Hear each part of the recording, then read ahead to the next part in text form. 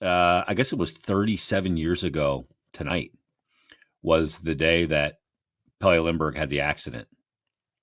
And I remember I still have newspaper clippings in this house that I live in right now somewhere of your stories when that whole thing went down and how close you were with his wife. Uh, what do you remember about that time? It was horrible. It was like, I still I feel like can't. it's horrible in my mind's eye. It was. People tell you you're not supposed to get that close to players when you cover them. I did. I thought I could be objective, but if I like somebody, I like somebody. They're nice people. Pele and I were very, very close, very good friends. With his fiance at the time, and he was supposed to be at my wedding. Ironically, he couldn't go because the day that car was arriving in Baltimore, being shipped. That's how much of that car. I stopped driving with him because I just couldn't. It was fast for me, and I know it's the drinking, and it was disgraceful. I mean, especially in Sweden, that had any alcohol at all. But we warned him time and again, like, Kelly, you just can't drive fast. You just can't. And he just loved it. When that happened, I was, I think, the third person at the hospital over in Jersey. I first went to Cooper, and there were other people there, and they sent me to, I think it was Kennedy.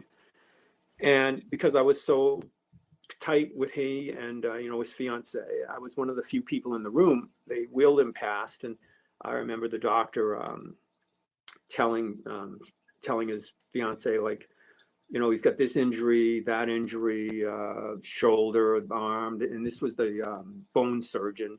And she's looking at me, and like, there's kind of a translation thing, and she goes, well, can he get over these things to play hockey again? And he looked at me and goes, she doesn't know, because the brain dead situation. Yeah. And like, no. So we had then, Davey Poulin was there, and we kind of, everything was explained, and it was the most horrifying. When you're in your 20s, it's probably the first time most of us deal with somebody who dies. And when you're with a team, it was like, is this real? Is this honestly going to happen? And then it was the first time that many of us in our 20s with that whole team realized that it's going to sound stupid, but when you die, you stay dead. Yeah. You're Because not coming back.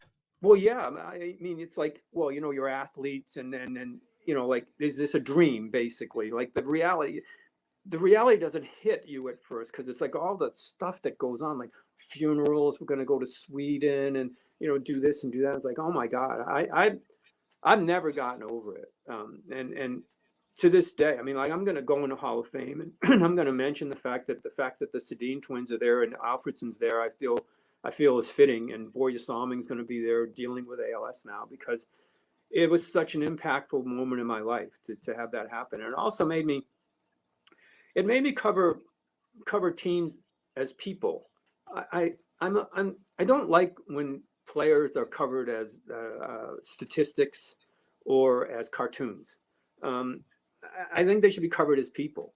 And I'm not saying to be soft on a player, but I think the better stories are what makes somebody tick, how you got here, maybe why you screwed up, but the people. Like, I find the power of the sport is the people in the sport. So that was a big part of it, because when you know somebody that well and that happens, and you see what happens to the team, and you see the relationships that teammates have in that situation, and none of us have gotten over it. And it was at once the most horrifying, but also the most binding moment I think I've ever experienced in sports.